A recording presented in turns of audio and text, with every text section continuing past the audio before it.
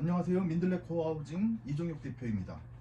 오늘은 체류용 쉼터를 구매하실 때 판매자에게 꼭 확인해야 할 두 가지 구조 방식과 단열재에 대해서 말씀드리고자 합니다.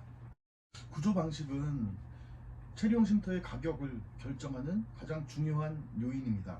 이것이 드러나 있지 않기 때문에 그냥 쉽게 넘기실 수 있지만 구조 방식이 어떻게 되어 있는지를 알고 구매하시는 것이 꼭 필요합니다. 그리고 체류용 쉼터는 주택이 아닙니다. 단열재에 대한 법적 기준이 없기 때문에 주택만큼의 단열 성능을 기대하기가 어려울 수도 있습니다. 그러나 많은 업체들이 주택의 단열 성능 기준에 만족하도록 공급하고 있기도 합니다. 물론 가격에 차이가 발생합니다.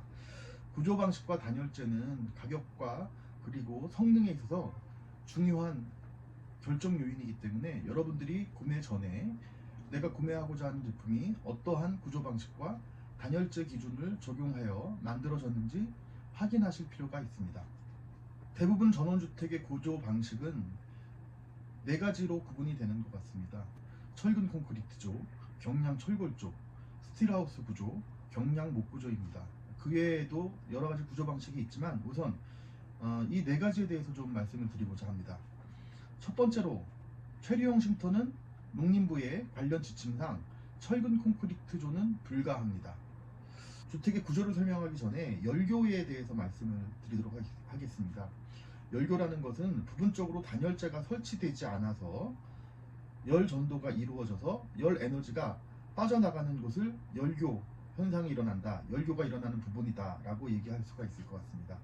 철근 콘크리트조는 지붕과 벽체 그리고 벽체와 바닥에서 열교 현상이 일어나고 있습니다. 물론 열교 없이 전체를 외단열로 하는 것도 가능하지만 그렇게 됐을 때는 지붕 같은 경우 구조체, 철근 콘크리트 구조체 위에 단열재를 설치하게 되면 또다시 그것을 보호해야 하는 묵은 콘크리트를 쳐야 하는 비용 상승의 조건이 발생을 합니다. 그래서 철근 콘크리트조는 전원주택의 건축 방식, 구조 방식으로도 저는 추천드리지 않고 있습니다. 네, 철근 콘크리트조는 체류용 쉼터에서 불가하기 때문에 경량 철골, 스틸하우스 구조, 그리고 경량 목 구조 이 세 가지를 좀 더 구체적으로 설명드리고자 합니다. 우선 단열 측면만 보면은 경량 목 구조가 가장 유리합니다. 그리고 두 번째는 스틸하우스 구조, 그리고 세 번째는 경량 철골일 것 같습니다. 우선 먼저 경량 철골조에 대해서 설명을 드리도록 하겠습니다. 사진과 같이 경량 철골조는 대부분 가로 세로 10cm 10cm, 미리로 하면 100mm 100mm, 규격의 두께는 2.1T 혹은 2.3T의 각관, 사각 파이프를 이용해서 제작하게 됩니다. 대부분 용접을 통해서 부재관을 연결하고 있고 비교적 쉬운 기술적인 접근이 가능합니다. 대부분의 우리가 흔히 얘기하고 있는 조립식 주택, 그러니까 샌드위치 패널을 이용한 조립식 판넬 주택이 경량 철골조에 해당을 합니다. 많은 기술자들이 쉽게 기술적으로 접근할 수 있기 때문에 가격이 저렴해질 수 있습니다. 그렇지만 이 경량 철골조 주택은 열교에 대한 고려가 필요합니다. 즉 철골재 부분이 외기와 직접 단열재 없이 만나는 경우가 발생할 수 있습니다. 그래서 구매자 입장에서는 제작자, 판매자가 경량 철골조로 제작된 제품을 판매하고 있을 때는 철골재 부분이 단열재로 감싸여져 있도록 시공을 했는지, 제작을 하였는지 꼭 확인하셔야 합니다. 철골재가 외기와 만나는 곳이 세 군데가 있겠죠. 지붕이 있을 수도 있고, 외벽이 있을 수도 있고, 그리고 바닥이 있을 수도 있습니다.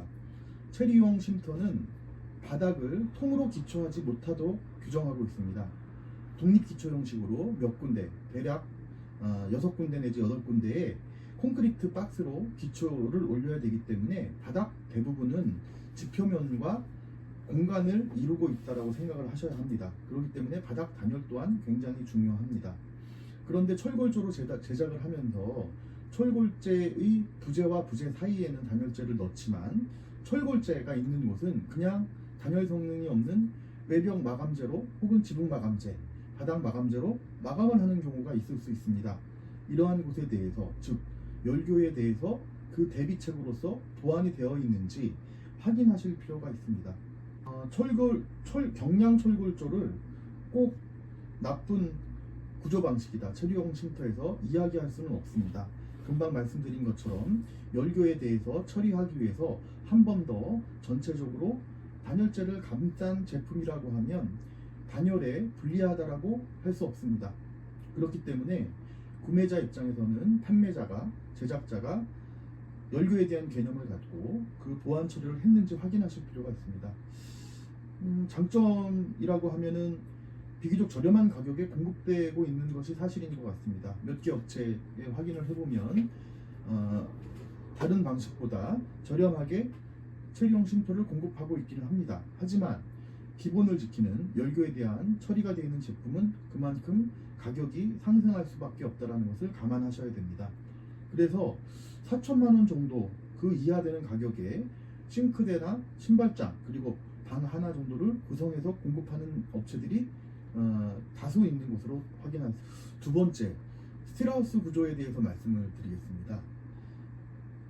흔히 공급 업체에서는 스틸하우스 구조라고 홍보를 하면서 그 내용을 살펴보면 100mm, 100mm 각 파이프를 이용해서 경량 철골조로 제작하며 스틸하우스로 홍보하는 경우도 있습니다. 하지만 엄밀히 따지면 경량 철골조와 스틸하우스 구조는 구분이 됩니다. 스틸하우스 구조는 1mm 두께의 철판을 냉간 선형하여 그것을 하나하나의 부재가 경량 목구조의 부재와 동일한 사이즈로 제작하여 경량 목구조와 동일한 방식으로 가공하는 방식입니다. 보통은 리벳, 볼트 등을 이용해서 제작을 하게 됩니다. 스틸하우스 구조가 만들어지게 된 이유는 주로 유럽과 캐나다 쪽에서 경량 목조 주택으로 집을 짓다 보니 흰개미의 공격에 의해서 구조체가 해를 입는 경우들이 다수 발생했습니다. 그래서 그러한 단점을 보완할 수 있는 방식으로서 스틸하우스 구조가 공급되기 시작하였습니다. 목구조와 동일한 내진 설계라든지 동일한 구조적 성능을 가지면서도 흰개미의 공격에 강한 그런 주택을 지을 수 있는 것이 스틸하우스 구조입니다. 장점은 구조적인 안정성을 갖고 있다는 장점이 있지만 생산 설비의 고도화로 인해서 공급 업체가 제한적입니다.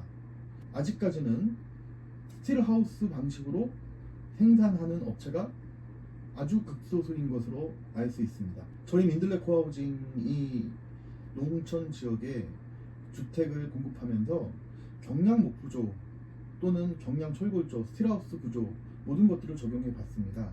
그런데 농어촌 지역에 주택을 시공하는 문제는 좋은 기술자들을 현장에 보내기 어렵고 그 체류비 등으로 인해서 원가가 상승하는 문제가 있었습니다. 그러한 이유로 민들레 코하우징이 최근 공급하는 마을에 있는 주택들은 스틸하우스 구조를 적용하고 있습니다. 스틸하우스 구조는 대부분 공장에서 주택을 단축 또는 완축형으로 완성을 해서 현장에 설치하기만 합니다. 그렇기 때문에 제품의 품질을 일정하게 확보할 수 있고 현장 작업을 최소화할 수 있습니다. 하지만 체류용 쉼터의 경우에는 어떠한 구조 방식으로 하든지 간에 공장에서 사전 제작하기 때문에 현장 작업이 최소화되어 있습니다. 그래서 전원주택이 갖고 있는 스틸하우스 구조가 갖고 있는 장점을 체류용 쉼터에서도 동일하게 갖는다라고 보기에는 좀 어려울 것 같습니다. 마지막으로 경량 목구조 방식의 체류용 쉼터에 대해서 말씀드리도록 하겠습니다. 경량 목구조는 목재로 그 구조체를 형성하기 때문에 목재 자체가 열을 잘 전달하지 않는 성질을 갖고 있습니다. 그렇기 때문에 구조체 부분에 단열재로 따로 덧댈 필요가 없습니다. 그래서 대부분의 경량 목구조 방식으로 제작한 체류용 쉼터는 단열의 어떠한 구조보다 강점을 갖고 있다고 판단하셔도 됩니다. 하지만 또 하나 확인하셔야 되는 것은 운반에 대한 과정 때문에 바닥 같은 경우에 철골 부재를 이용해서 잡는 경우들도 있습니다. 그리고 목재를 이용해서 바닥 구조를 형성하는 업체도 있습니다. 그래서 내가 구매하고자 하는 업체가 경량 목구조로 제작된 제품을 판매하고 있을 때 바닥 구조도 목구조인지 확인할 필요가 있고, 목구조가 아니라고 하면 열교에 대해서 어떻게 처리하고 있는지 확인하실 필요가 있습니다. 다음은 법적인 단열 기준에 대해서 좀 설명을 드리고자 합니다. 기후변화로 인해서 탄소 배출권에 대한 대응이 국가적으로는 굉장히 중요한 문제로 대두되었습니다.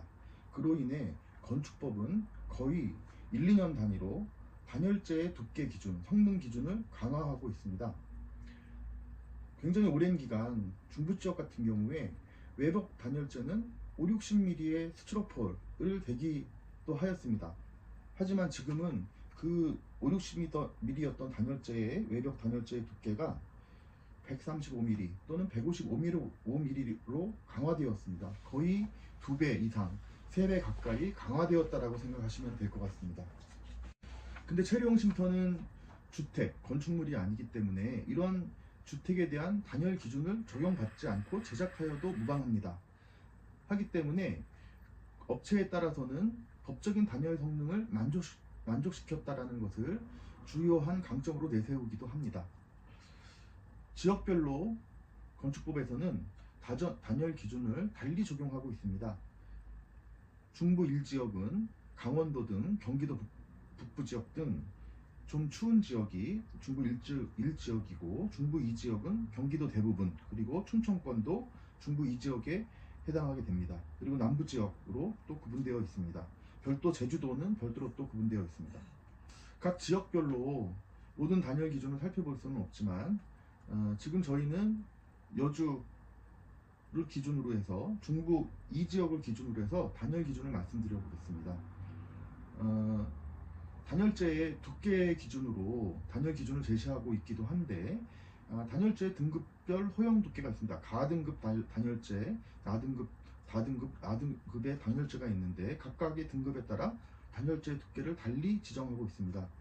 거실의 외벽, 대부분의 이제 벽체라고 생각하시면 되는데, 외기에 직접 면하는 경우는 공동주택 외 일반 단독주택의 경우 가등급은 135mm, 나등급은 155mm를 사용해야 합니다. 아까 말씀드린 것처럼 우리가 80년대, 90년대 그리고 2000년대 초반까지만 하더라도 60mm, 50mm 정도의 단열재를 사용한 것을 보면 상당히 강화되어 있다는 것을 아실 수 있으십니다. 그리고 지붕의 경우에는 외기에 직접 면하는 경우 220mm 또는 260mm의 단열재를 사용하여야 합니다. 그리고 바닥의 경우는 외기에 직접 면한다고 봐야 합니다. 체류용 쉼터는 전체 온통 기초, 그러니까 매트 기초가 허용이 되지 않습니다. 독립 기초로서 6군데 내지 8군데의 독립 기초로서 시공이 되기 때문에 대부분의 바닥면은 외기에 면하고 있다라고 생각을 하셔야 됩니다. 이 경우 바닥 난방을 할 경우 가등급은 190mm, 나등급은 220mm의 단열재를 사용하여야 합니다.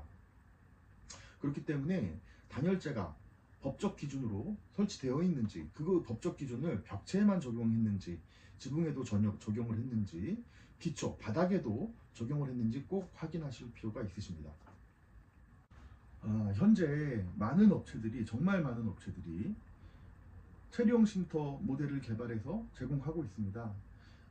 여러 군데 저희가 상담을 진행을 해 보았는데 각기 다른 제작 기준을 가지고 다른 제작 방식과 다른 가격으로 제공을 하고 있었습니다. 아지트 여주 2025에서는 계약자 여러분들께 합리적으로 체류용 쉼터를 선택하실 수 있는 기회를 제공해 드리고자 합니다.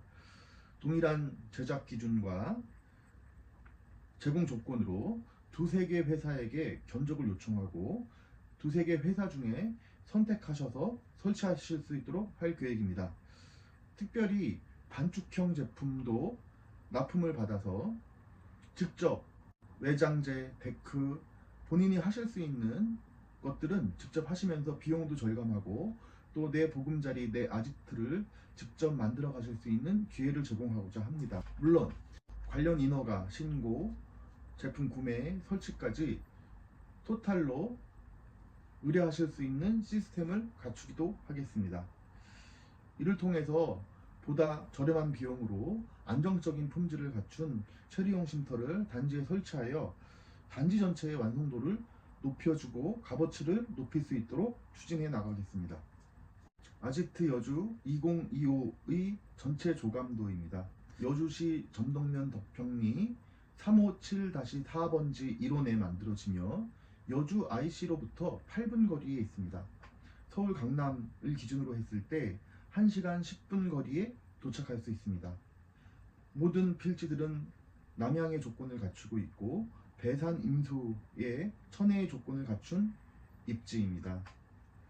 아지트 여주 2025에 많은 관심과 참여를 부탁드리겠습니다. 감사합니다.